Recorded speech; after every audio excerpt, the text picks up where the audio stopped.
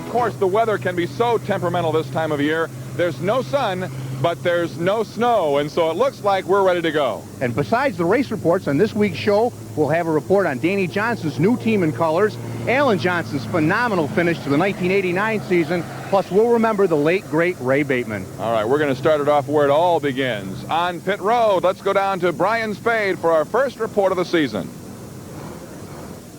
Opening day always brings this round of excitement from the fans and drivers alike. And today, here at Cayuga County Fair Speedway, it's no different. One of the drivers we do have to talk about is the 1989 Modified Track Champion, Kenny Tremont, in the number 115. Now, Kenny does bring a new car here to Cayuga County today, but a number of other drivers have a lot of new toys to play with. Kenny hopes to repeat at the Weedsport Oval with a brand new Troyer Dirt Modified that he debuted on Sunday. We had a chance to ask him about that 1989 title. We ran steady. I never felt as though we were the fastest car here, but I felt as though we could always get in the top 5. You know, we've been traveling here since, I guess, 1985, and it was quite an accomplishment. I mean, we kept trying and kept trying. We didn't win a lot of races, but you know, it was a thing where we were kind of proud of it because we just kept at it and, you know, sort of persevered, I guess you could say. For Danny Johnson, it's quite a different story. Nice and Easy Grocery Shops is out for 1990. Still, Johnson is all smiles with his brand new black and red Ryan's Express number 28J. After 34 dirt modified wins in 1989, Johnson has a big task in front of him to repeat as the Mr. Dirt Modified champion. Canadian star Brian Stevens has teamed up with Frank Perillo to begin the 1990 season with a new product from Pete Bicknell. It's basically like a sprint car design. It's a down tube car. It's made by BRP products, and it feels pretty good today. We had a little bit of problems in our heat, but I think it's going to be a good car. Another Canadian driver, Joe Plazik, is one we will see around Central New York more often as he battles the likes of Alan Johnson and Dave Lake.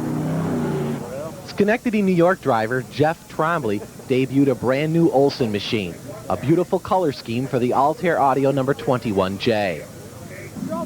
Johnny Ventura, the 1989 Dirt Modified Rookie of the Year, has basically the same operation as last year, but he has lost crew chief Tony Burgos to the Alan Johnson team.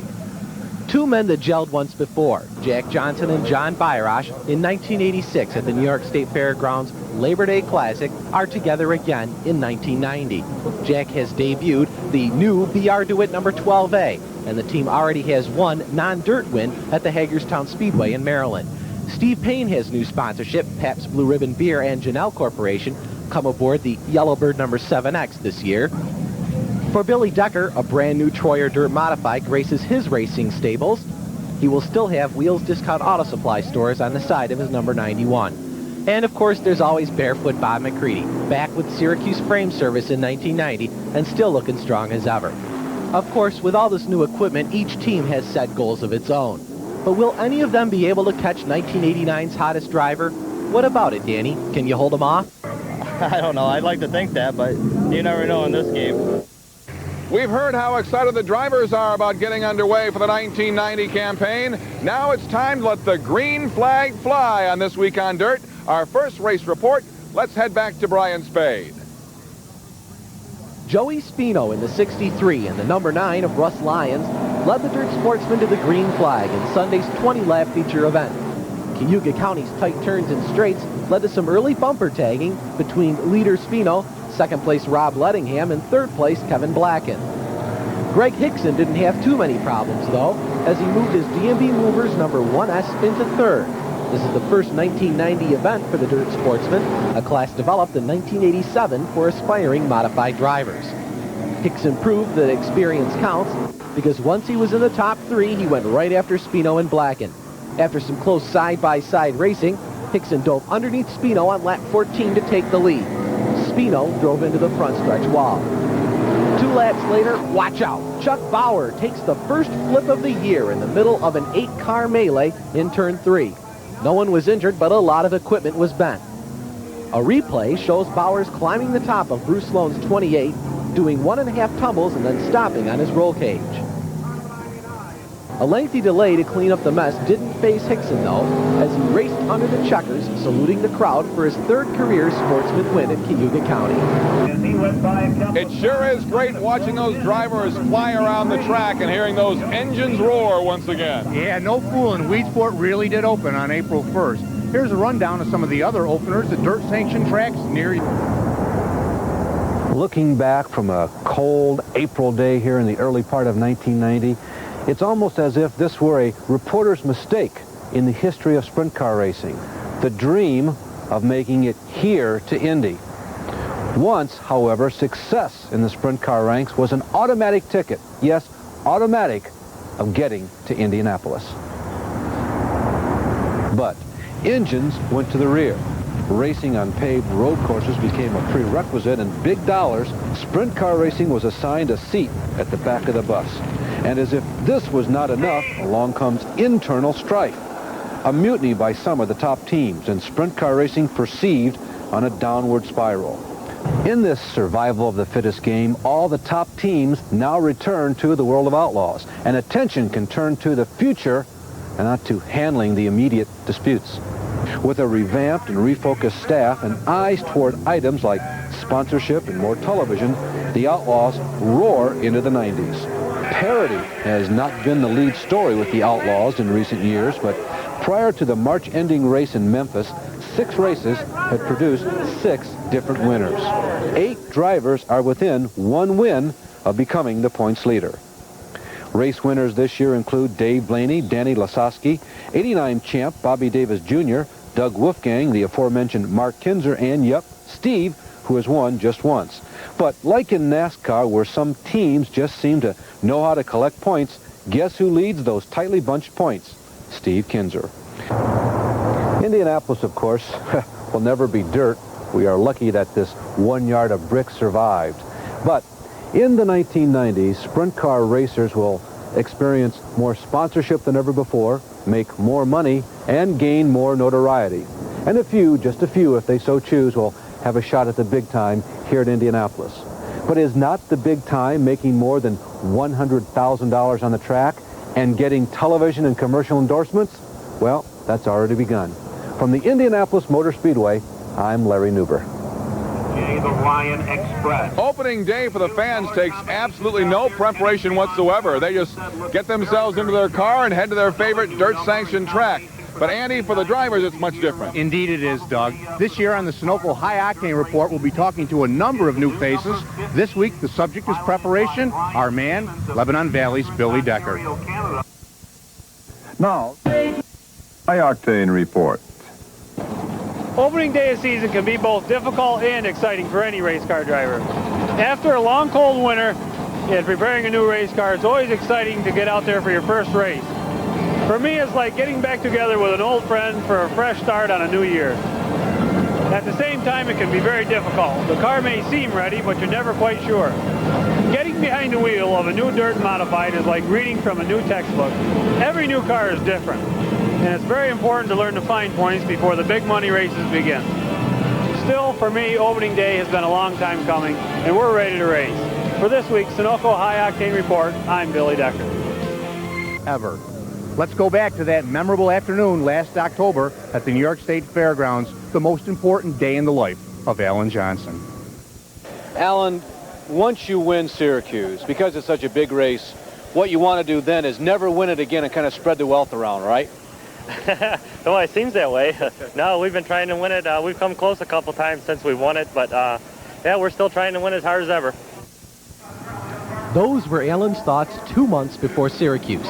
On Sunday, unqualified but undaunted, Alan Johnson was starting 15th in the non-qualifiers race, 1 hour before the Miller High Life 300. Only 4 cars would advance. It almost wasn't to be. Alan just misses Carl Van Hoort on the start. From there, the onslaught began. Glorious for here comes the battle for 5 with Alan Johnson on the outside. Alan pulls alongside. They're side by side in turn 1. Alan up on the loose stuff. Can't do anything with it. Rick Jeffrey is in trouble with car 17. Here's Alan now on the outside. Alan Johnson goes to 5. Here comes A.J. Slideway. on to 4. Johnson goes to the top of the racetrack. Now or never. Last-ditch effort for the Conlon Lefroy team with their winningest driver aboard. Checkered flag is being ready. Ladies and gentlemen, the ruling from the scorers is it was a dead heat for the number 4 spot. So Alan Johnson makes the field. Can Alan Johnson win the 300? Yeah, anybody in it can win it. You know, it's such a long race, and everybody's running so good that I think it's anybody's race. The Miller High Life 300. Staring from the back of the field at 48 cars in front of you might appear intimidating. Still, Alan planned out a strategy with some glimmering hope. It should run pretty good. We put some harder tires on it. I really don't know what to do. I was kind of thinking about starting to race with some softer tires to keep from getting lapped, but I think we're going to go with the harder stuff and just hope they come around and just try not to get lapped. Survival. Stay on the lead lap. Alan did and charged his way through the field into the top 5. With 33 laps to go, destiny was on his side. Go Bill and Johnson. Here's Alan making a move on the back straightaway. Alan Johnson goes to the number 3 spot. Alan is moved by the inside of Claville to take over 3. Here comes Alan Johnson. Alan looking down on the inside. And Alan Johnson and Danny Johnson. Wow! Sheet metal on Alan Johnson's car, folded down on the right side. Here comes Danny looking on the inside of Cozy. He's got a wheel on the inside. Look out. Danny's in the wall. Alan's up in front. Cozy's out of it. Ladies and gentlemen, a little bit of a radio report from around the track. Left front tire of Alan Johnson's number 14J appearing to go flat. We'd like to plan a change, but no way now. We're going for it. Now midway portion back straightaway.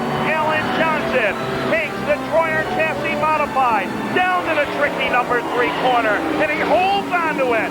Alan feather puts it up there in between the corners. Ladies and gentlemen, the 1989 Miller High Life champion is Alan Johnson.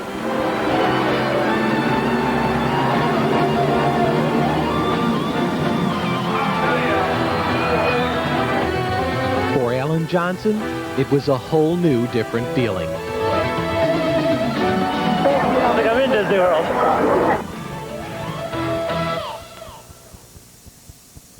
Wins Pat Ward and Danny Johnson earned the front row. The Ryan's Express number 28J established its dominance at the start of the 35-lap feature. 1987 Mr. Dirt Small Block champion Kurt Van Pelt became the first casualty on a day which proved to be rain-free despite the threat of showers. The damp air left the track tabletop smooth, the perfect condition for 16,000 screaming horses. As Danny Johnson raced out front looking for his 3rd Cayuga County opener win in a row, his brother Alan was searching for his first victory in 2 years. That's right, 2 years at the Weedsport Oval. Bob McCready had a rough day. Still, he managed to fight his way through the field, battling 3 wide with Jeff Trombley and Mike Jeffrey. Dave Lape displayed some early season muscle with a fast march to the front, leaving the likes of Chuck Akulis and Mitch Gibbs behind. The Canadian Dirt Modified stars had an easy time in the early going. Pete Bignell and Joe Plazik ran side by side for several laps. Meanwhile, Central New York runner Pat Ward was 3-wheeling it in the 2nd spot. Even though Steve Payne found new backing over the winter, he didn't take them to victory lane today. Payne fell off the pace before the halfway point. The racing was tight enough to send Mike Colston in a tailspin in turn 3 that collected former Mr. Dirt champ Jack Johnson, Bobby Barron, and John Ventura. Still, through it all, Colston drove off without a scratch. For Jack Johnson, though, it was the end of a frustrating day. That's when a slew of drivers ran into problems. First, former small block champ Pete Bignell found the American soil unlucky in the end when his motor quit on lap 17, bringing out the yellow flag. Hold on, what's that? Smoke out of Danny Johnson's car? Danny has snapped a power steering belt, and he's out of it. Is this a sign of things to come? Finally, on the ensuing green flag, Joe Plazik hopped Alan Johnson's front end and just hit the 4th turn wall. With Danny out of it, that set up a controversial restart. I like Dave a lot, but I felt that he jumped me going into 3, and so I stopped on it and slid into him a little bit, and we tapped. I was incidental, but them things happen, I guess. That jolt gave Pat Ward just enough room. With a failing motor in his 6-year-old show car speed shop dirt modified, Ward held on to capture his first Cayuga County win after 17 years of trying. Dave Lake finished second, followed by 1989 Miller High Life champion Alan Johnson. Bob McCready managed to get all the way through the field, at least to finish in the 4th spot, and the winner of this opener 3 years ago, Chuck Akulis, finished in 5th. I looked at the counter, 28th lap, and she started skipping a little bit on me. I don't know whether rocker arms broke or what, but it didn't feel so fast, but I stayed ahead long enough. You and Danny Johnson had a battle in the beginning, and Danny got away. Could you have caught him if he hadn't have broke? There for a while I thought I was gaining on him, but that's probably because he was having motor problems or whatever. So I don't think anybody would have touched him the way he was going. I'll tell you, this has got to be the best because I'm in front of the fans that have seen me right from the start of my career when I couldn't qualify, and they've stayed behind me for a long time. This is how Jay Drinkwater watches the races. You'll be able to watch more This Week on Dirt right after this. One man down. The untimely death during the off-season of race veteran Ray Bateman. Andy Fusco remembers him. If the measure of a man is reflected by the opinions of others, then Ray Bateman will forever stand tall. Fellow drivers said that even though he was a fierce competitor on the track, he was always the gentleman. Rick and Paul Cool of the Flemington and Bridgeport Speedways called Ray a wonderful family man, a popular driver, and a respected businessman.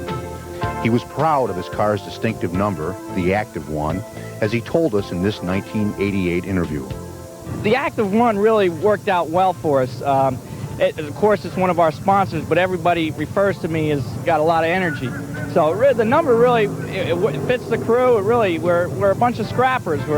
We work hard, and I'm very happy and surprised that we did as well as we did. Ray enjoyed the challenge of big races and ran especially well at Syracuse. He set fast time in Super Dirt Week 88 and turned heads with his performance in the 1989 Miller 300. Charging from his 25th starting spot, Ray took over the top spot on lap 64 and led the next 33 circuits. Mike Tremont all over Ray Bateman in turns 3 and 4. The second-generation driver out of Johnstown, New York, chasing Flemington driver Bateman down the front straight. His energy level was such that racing a dirt modified wasn't enough. He was a champion squash player, and he went to the pinnacle in the sport of luge, representing the United States in the 1980 and 84 Olympics. I'm a New Jersey boy, and I went to school in Vermont, and I was competing with these skiers that grew up on skis, and I was always, they raced 6, and I was always the 7th man. So another skier and I on a spring vacation went over to Lake Placid and tried a beginner's course for this luge. And the first time down the track, I fell in love with it, and it was history from there. Ray Bateman's ability to overcome great obstacles and his zest for life is an inspiration to all. Ray Bateman, the most active one.